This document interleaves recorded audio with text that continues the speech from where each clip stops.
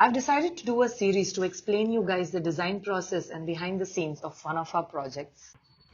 Hi everyone, I'm Shraddha, co-founder of Tangram. Today I'm so excited to introduce you to Tangram's most recent project, Venus Coworks. In the last video, we spoke about space planning and how we organize the activity brief given by the client. Today I'm going to talk about the process that Tangram follows for each and every project and how we work in the office, interact with each other to give you an insight into the design and the project process. Hi guys, welcome back. So today's episode is the second episode of this series.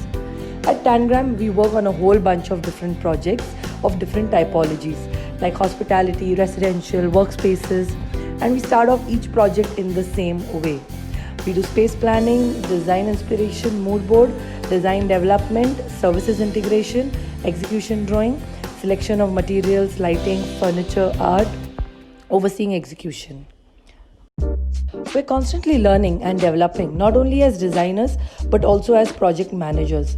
Over a period of 3 years and after doing multiple mistakes, we have also developed this project progress flowchart, which is sort of a checklist and helps us to better organize our chaotic construction world.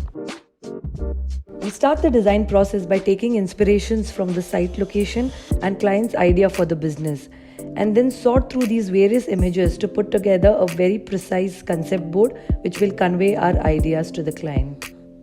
The first thing you see as you enter is the reception table. I really wanted to keep it very minimal here, so the main focus remains our double height volume.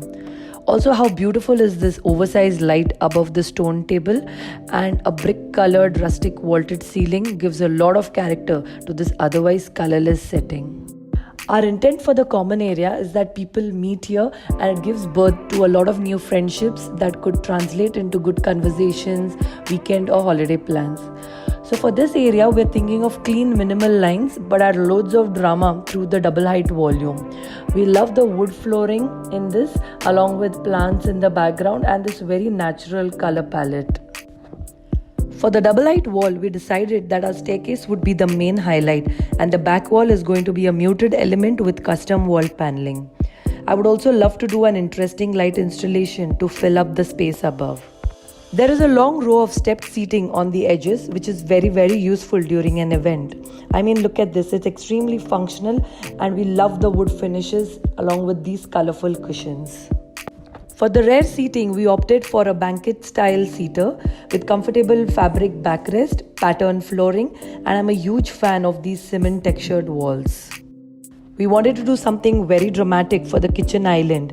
Just love this gold back wall, the solid color cabinetry, and a huge slab of grey and white marble as the island counter. But it is very important to the design that we keep the back counter highly functional because this area is going to be used the most. I love this very neat look with light oak cabinetry paired with grey stone and black metal. And of course the plants take this simple setting to a whole new different level. On the mezzanine, we have two identical phone booths at the end of the corridor.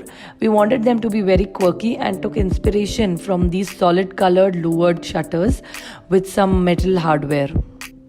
This image is very representative of what we want to do for the conference room with bright wallpaper, grey carpeting on the floors, oversized light fixtures above the table and light oak tabletops to make it more playful. Workstation above on the upper floors have to primarily be functional but playful as well. My idea is to have glass partitions with black frame, exposed ducting running through the ceilings, light wooden floors and add some drama with colorful wallpapers. This image shows exactly what we intend to do in this area. So designing a co-working office is very different from designing it for a company since the demographic is varied and would change from time to time. The style sensibilities need to cater to a wide demographic as possible, which is why we do a character image study.